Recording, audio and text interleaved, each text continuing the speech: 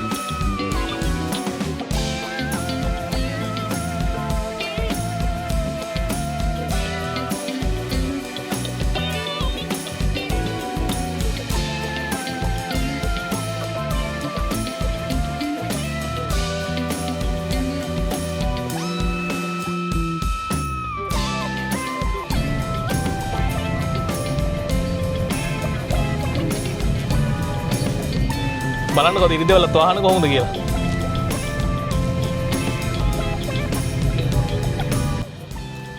ඉතින් ඉස්සෙල්ලාම කරන්න ඕන අපි වාහනේ ස්ටාර්ට් කරගන්නවා.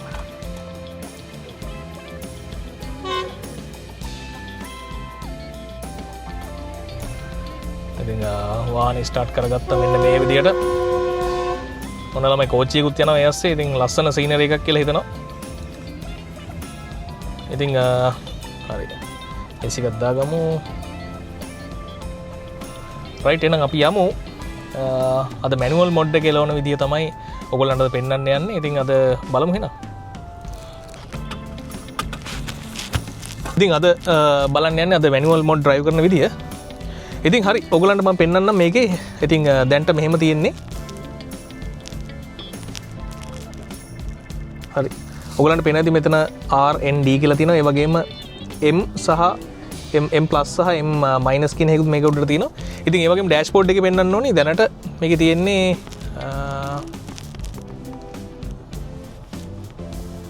දැනට තියෙන නියුට්‍රල් එකේ තියෙන්නේ. දැන් මම මේකෙන් කරන්න යන්නේ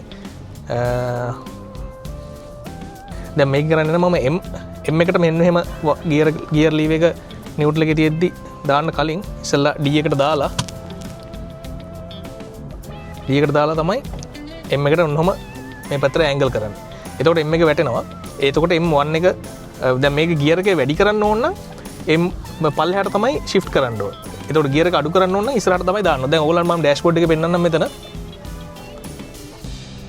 මෙතන පේන්නේ දැන් 1 කියලා තමයි මෙතන පෙන්නුම් කරන්නේ. ඕගොල්ලන්ට තාම පේනවා ඇති. M1 කියලා දෙන්න. හරි එහෙනම් අපි දැන් M1 එකෙන් drive කරගෙන යමු. ඊට පස්සේ මම පෙන්නන්නම් M2 එකෙන් ගියර් එක මාරු වෙනකොට කොහොමද තියෙන්නේ කියලා. දැන් ඔන්න දැන් මෙතන M1 එකෙන් drive වෙන්නේ.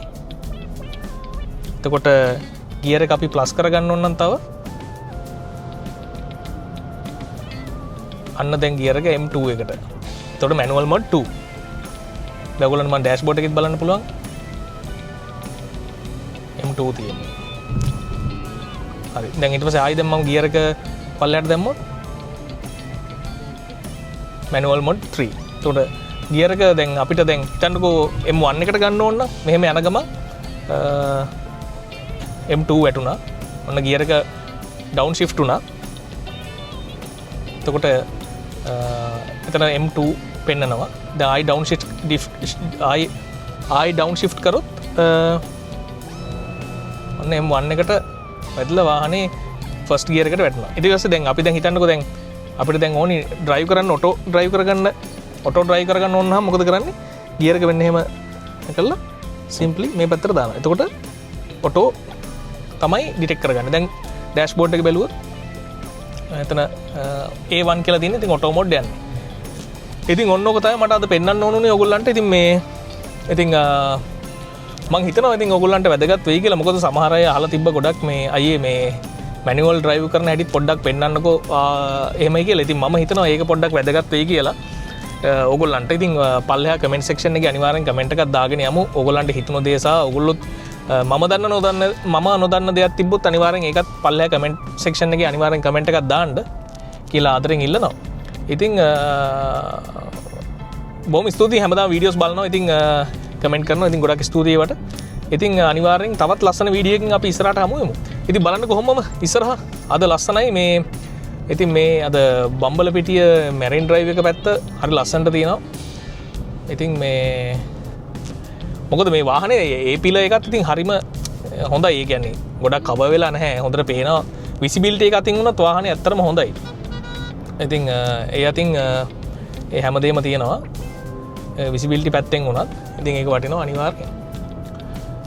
හරි එහෙනම් ගිහිල්ලා එන්නම් එහෙනම් හැමෝටම සුබ දවසක් වෙන්න කියලා ප්‍රාර්ථනා කරන හැමෝටම ඉතින් එහෙනම් අනිවාර්යෙන් ගිහිල්ලා එන්න. තවත් ලස්සන වීඩියෝ එකකින් ඉස්සරහට හමු වෙමු. එහෙනම් ජය වේවා.